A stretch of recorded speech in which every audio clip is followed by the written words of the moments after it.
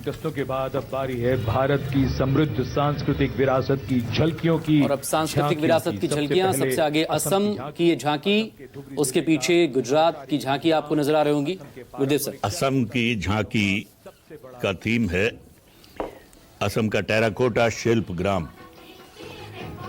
असम में धुबरी जिले में स्थित एक मशहूर आशा रिकांडी गांव है, जहां पारंपरिक असमिया टेराकोटा शिल्पकार जहां के मशहूर हैं और उसका ये बड़ा केंद्र है। ये सारे परिवार इस गांव के मिट्टी की कला को संजोए हुए हैं सदियों से। आसाम देश का बहुत स्ट्रेटेजिक एक स्टेट है जो भारत के 7 सिस्टर्स को मतलब एक साथ भारत से जोड़ के सांस्कृतिक तौर पे और मैं समझता हूँ स्ट्रेटेजिक तौर पे और हर तरह से आसाम की बहुत अहमियत है। उसके पीछे फिर ये गुजरात की झांकी आ गई है, जिसमें आप बापू गांधी को देख सकते हैं। आगे इसमें वंदे मातरम की 150वीं वर्षगांठ के उपलक्ष्य में इसकी पृष्ठभूमि में ये झांकी सजाई गई है। भीकाजी कामा ने राष्ट्रीय, जो कि खुद भारतीय नहीं थी मूल की, एनी बेसेंट इत्यादि के साथ वो भारत आई थी। उन्होंने, भीकाजी कामा तो पारसी थी और एनी बेसेंट ब्रिटिश नागरिक थी, लेकिन भारत की आज़ादी की लड़ाई में उन्होंने हिस्सा लिया, गांधी नेहरू को साथ दिया। और बापू तो देश की, दुनिया की धरोहर हैं।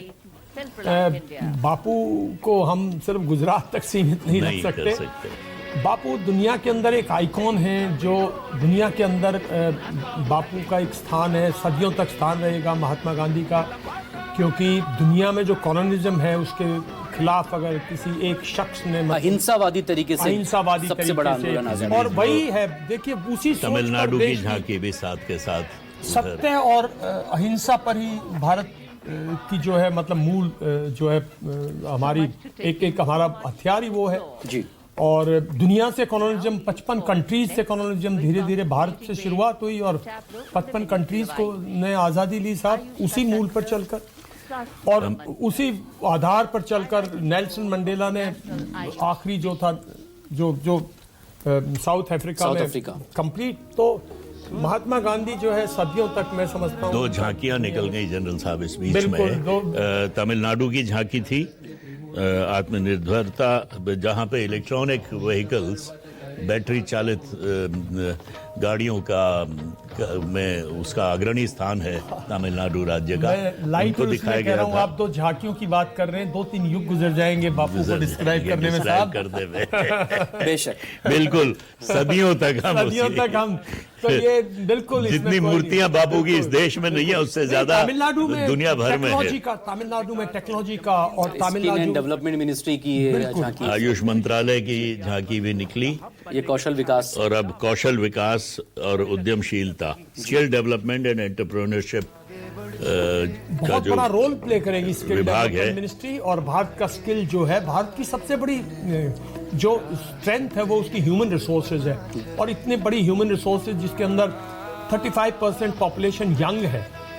140 करोड़ में अगर आप 35% लें जो यंग है, जो स्किल करके दुनिया को मतलब आज किसी चीज की आवश्यकता है तो स्किल मैन पावर की, इसमें भारत बहुत बड़ा रोल प्ले करेगा। आप सबसे बड़े प्रोड्यूसर और मैन्युफैक्चरर हो सकते हैं, आप अगर इस तरफ एफर्ट्स किया जाए। आप सर्विसेज सेक्टर दुनिया के डोमिनेट कर रहे हैं। आज अगर आज अमेरिका आपसे कुछ है तो क्योंकि आपके 5 मिलियन लोग हैं साहब, वो यही काम कर रहे हैं दुनिया में। अगर आप आज यूरोप ले लें, ऑस्ट्रेलिया ले लें, कनाडा ले लें, इनकी सबकी हेल्थ सर्विसेज गिर जाए अगर भारत का, तो हमारी स्किल डेवलपमेंट। ये छत्तीसगढ़ की झांकी है, जिसमें एक डिजिटल संग्रहालय जो वहां बनाया गया है,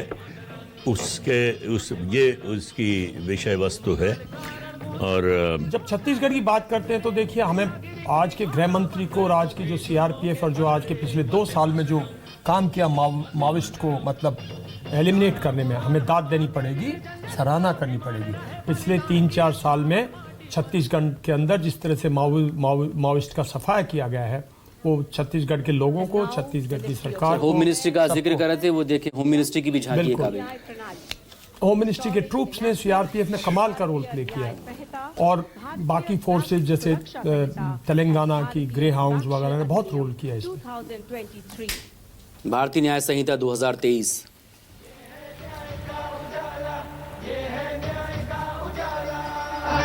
इंडियन पिनल कोड की बहुत सारी धाराएं पुराने समय के अनुसार हो चली थी। भारतीय न्याय संहिता और बीएनएस उसको अब नए हो गया रूप 2023 से। में भारतीय न्याय संहिता के रूप में उससे जब आप 70 लागू साल किया ट्रेवल गया था। कर लेते हैं एक उस पे, तो मैं समझता हूँ बदलाव जो है, अनुभव के साथ उसमें बदलाव लाना हमारा फर्ज है और मैं समझता हूँ अच्छे जो बदलाव आए उसी से देश आगे बढ़ता है, बहुत इम्पोर्टेंट है। और अब ये झांकी है उत्तर प्रदेश की झांकी। उत्तर प्रदेश की झांकी सबसे बड़ा देश बुंदेलखंड का, की संस्कृति दुनिया का बता रहे। सबसे बड़ा मैं समझता हूँ एक प्रांत, और कई कंट्रीज इसमें आ सकती हैं, इतना बड़ा समुदाय 22-23 है, करोड़ से ज्यादा की जिसकी आबादी। आबादी 23 करोड़ साहब, और भारत को जो जोड़ के रखता है वो उत्तर प्रदेश है जी। और जिसके अंदर भारत की जो इंडो गैंजेटिक प्लेन है, जो सदियों से भारत की संस्कृति और सभ्यता और जो है वो धरोहर है, तो उत्तर प्रदेश भारत की एक बहुत बड़ी धरोहर है। देश इसी से जुड़ा हुआ, हर आर्टरीज के थ्रू बुंदेली संस्कृति को दर्शाया गया है उत्तर बुंदेलखंड का। प्रदेश की झांकी तो में। और बुंदेलखंड से वो रानी जब चली, जब उसने विद्रोह किया, ये नागालैंड की झांकी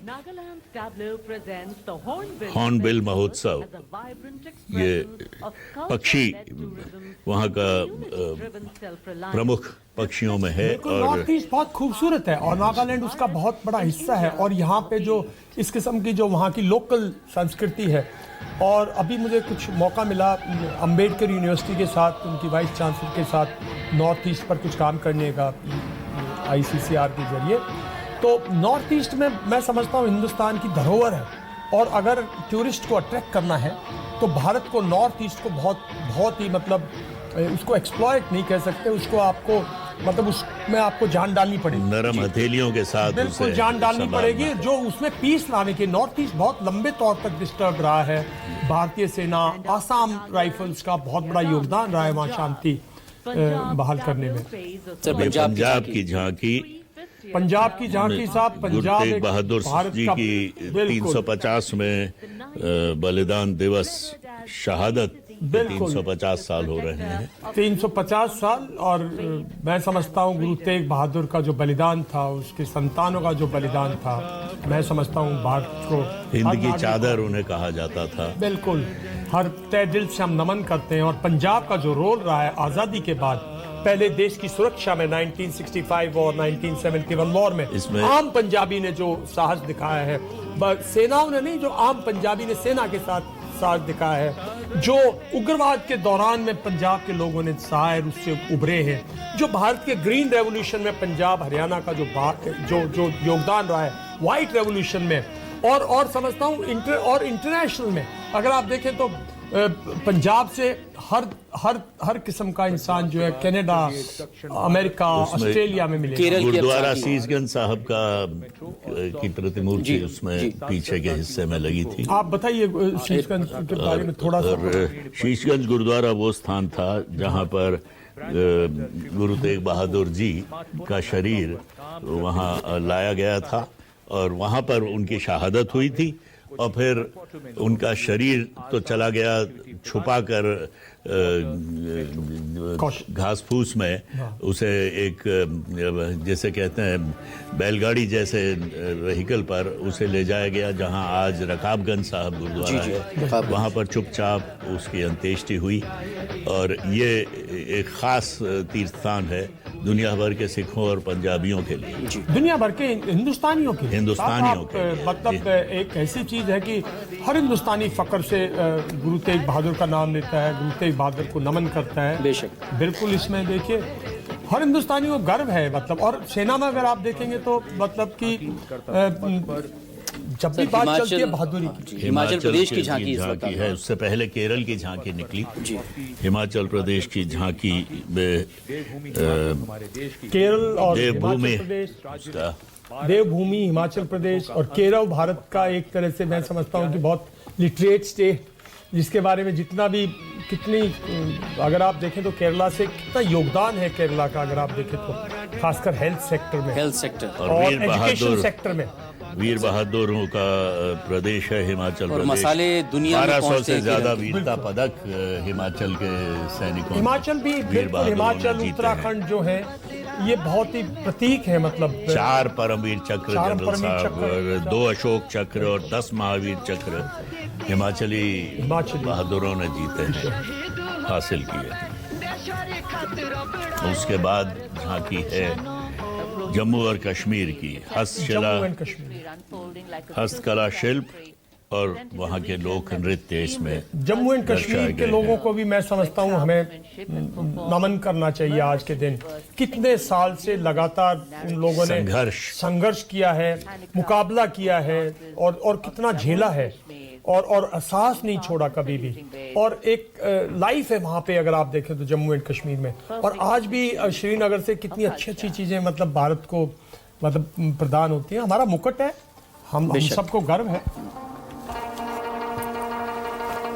कश्मीरी संस्कृति बिल्कुल, और जब तक पीओके नहीं लेंगे, जब तक मैं नहीं समझता भारत के लोग चैन से बैठेंगे, क्योंकि वो जम्मू एंड कश्मीर का भारत का अटूट अंग है, जो कि हमसे दुर्भाग्यवश एक टाइम पर टूट गया कह लो, लेकिन उसको जोड़ने का पूरा संघर्ष है, पूरी कोशिश है। और ये झांकी गई गृह मंत्रालय के एनडीएमए और एनडीआरएफ की। भुज में जो भूकंप 25 साल पहले आया था उसकी याद दिलाता हुआ। बहुत सारी आपदाएं भारत देश बिल्कुल, बाहर पे 21वीं सदी में एंटर होते ही वो और एनडीआरएफ की जो गठन त्रासदी देखी थी देश ने। एनडीआरएफ का गठन जो है अपने आप में मैं समझता हूँ एक बहुत अच्छा कदम था, और पहले बार बार सेना को डिप्लॉय करना पड़ता था क्राइसिस के टाइम।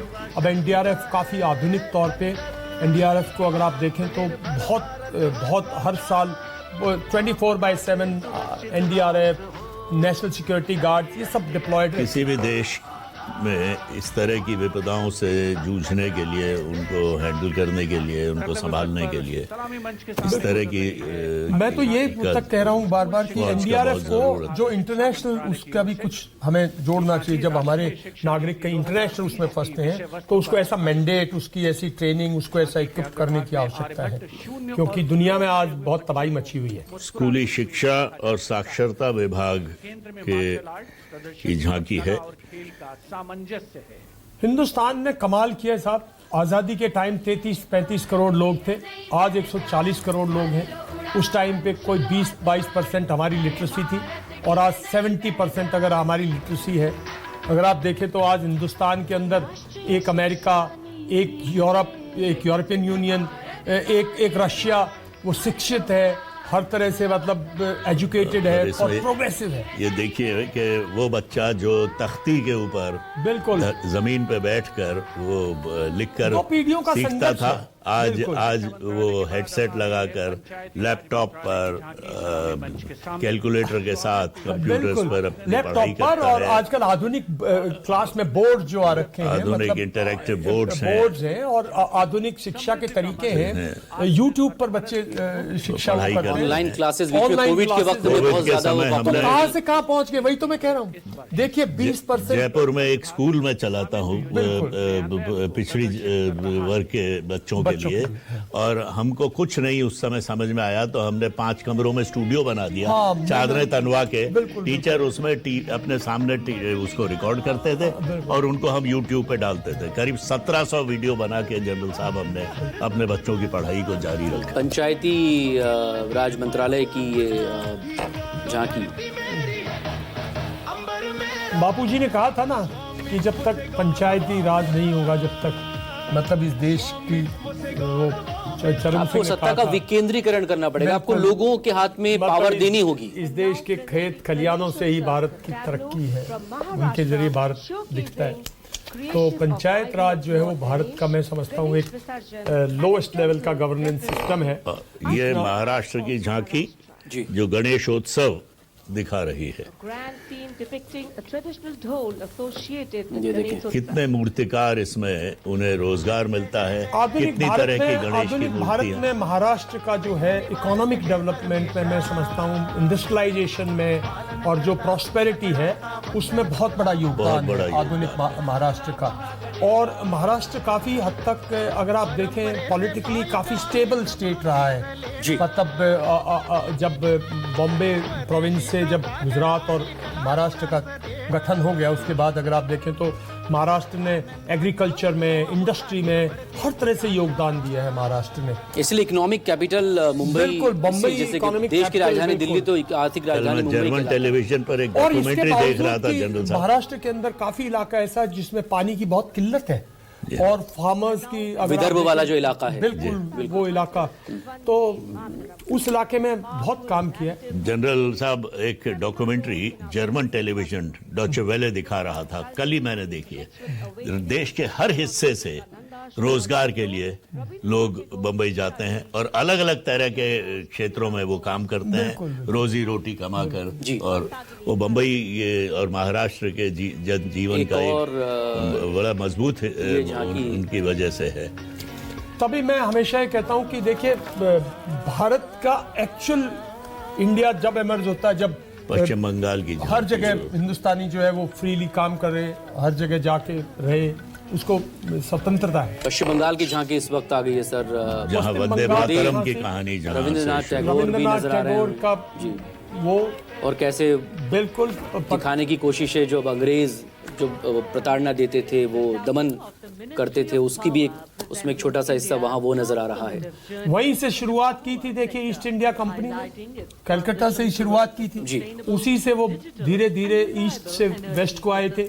तो मैं हमेशा कहता हूं कि भारत में ईस्ट से वेस्ट जाना आसान है। और अगर आप देखें तो ऐतिहासिक तौर पे हमारे यहाँ दो ही हवाएं चलती हैं, एक पूर्व और एक पश्चिम से।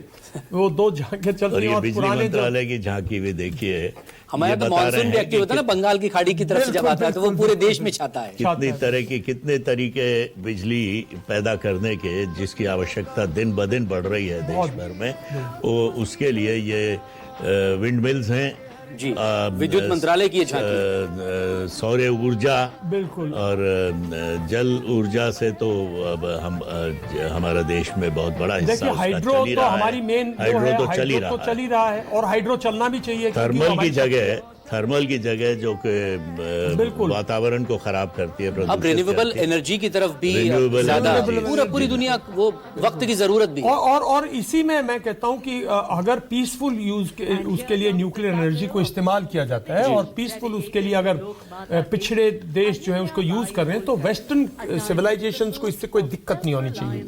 मेरी वेस्टर्न सिविलाइजेशन से यही वो है कि भाई आपने न्यूक्लियर एनर्जी को अपनी प्रोग्रेस के लिए यूज किया है, तो जो डेवलपिंग कंट्रीज हैं उनको पूरा हक है न्यूक्लियर एनर्जी को अपने उसके लिए प्रॉस्पेरिटी के लिए। लेकिन आप- Peaceful न्यूक्लियर लेकिन आप ये एनर्जी का इस्तेमाल दूसरों को करने नहीं देना चाह रहे। अगर वो करने की कोशिश करता है तो आपको ये डर है या दुनिया को ये दिखाना है कि वो फिर न्यूक्लियर बॉम्ब की तरफ वो कहीं एक्टिव होगा। और ये मध्य प्रदेश की झांकी में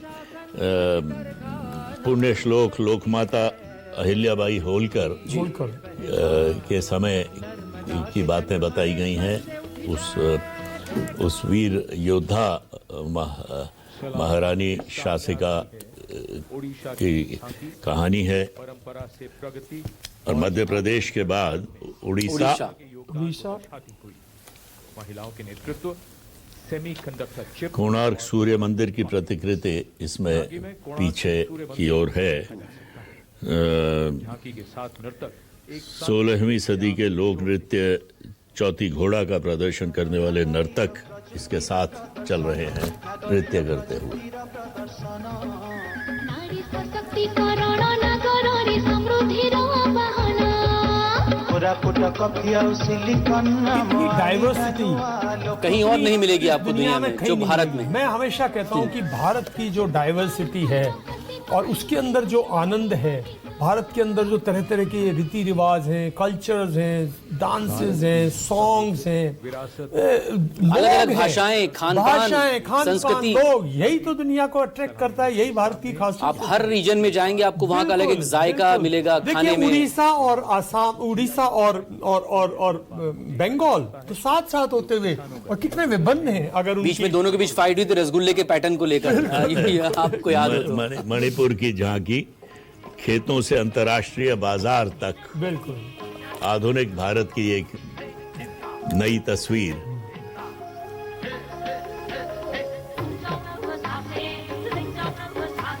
ये मणिपुर की झांकी है। मणिपुर की झांकी है। मणिपुर एक बहुत ही इम्पोर्टेंट, स्ट्रैटेजिकली बहुत ही बॉर्डर स्टेट है जी। और जहाँ मैं समझता हूँ कि जहाँ शांति और प्रोग्रेस जो है बहुत नेसेसरी है, क्योंकि वहीं से हर एक स्टेट को, जैसे वहाँ से लोग सीखते हैं, हमारा इन्फ्लुएंस जाता है वहाँ से। अब राजस्थान की झांकी, राजस्थान की झांकी, स्वर्ण स्पर्श बीकानेर, सुनहरी कला जिसे उस्ता कला कहा जाता है, ये वहाँ का शिल्प है।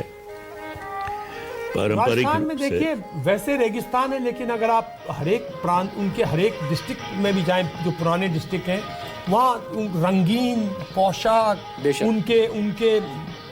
उनके जो कारीगरी है उसमें कितनी जान है, मतलब कितना वो है। बहुत अगर रिच कल्चर। बाड़मेर में जाएं तो कुछ मिलेगा, जैसलमेर में जाएं तो कुछ और मिलेगा, साथ में अगर आप जोधपुर, उदयपुर वगैरह में जाएं। जब हम सैनिक जीवन में राजस्थान में बहुत, क्योंकि मैं आर्मड कोर से हूँ, टैंकों में हम लोग इस इलाके में बहुत ट्रेनिंग वगैरह करते हैं, तो एक हर मतलब जो पुरानी रियासतें हैं उनका एक अलग ही अंदाज है। राजस्थानी संस्कृति दुनिया भर में, राजस्थानी हाव भाव उनके यहाँ, ये सब दुनिया भर में जाने जाते हैं। बिल्कुल, इसमें वंदे मातरम के 150 साल पूरे हो रहे हैं, तो आप देखें बंकिम चंद्र चट्टोपाध्याय ने चूंकि राष्ट्रगीत वंदे मातरम उन्होंने लिखा था, तो ये पूरी थीम उनको ये समर्पित है, ये झांकी वंदे मातरम के 150 साल को लेकर। और जैसे मैंने कहा था कि ये तो देखिए एक प्रतीक है उस दौर का, CPWD की झांकी, ये तो उस दौर का एक प्रतीक है जी। और वरना तो उस दौर की देखिए लिटरेचर ने कितना इन्फ्लुएंस किया है, बेशक। मतलब जनगण गण भी उसी दौर का वो है।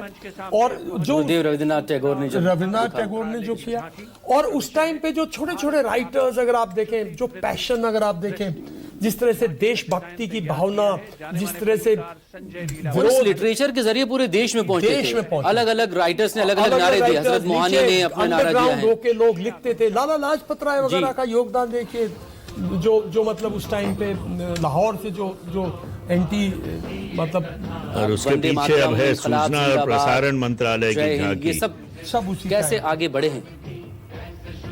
ये एक और सूचना प्रसारण मंत्रालय की झांकी, जो ये पहले यार एक सैंडविच सा देते थे, भारत की कहानी।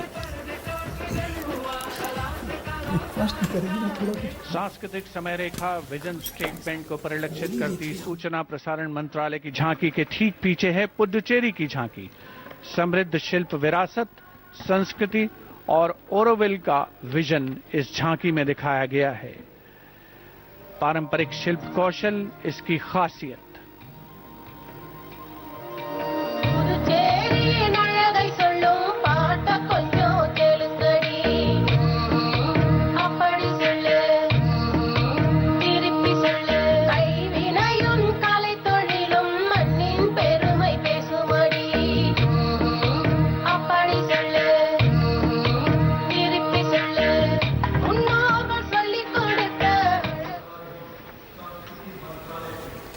And here comes the tableau of Ministry of Culture depicting the theme of Vande Mataram. संस्कृति मंत्रालय की झांकी, वंदे मातरम थी। वंदे मातरम जिस far more than a song.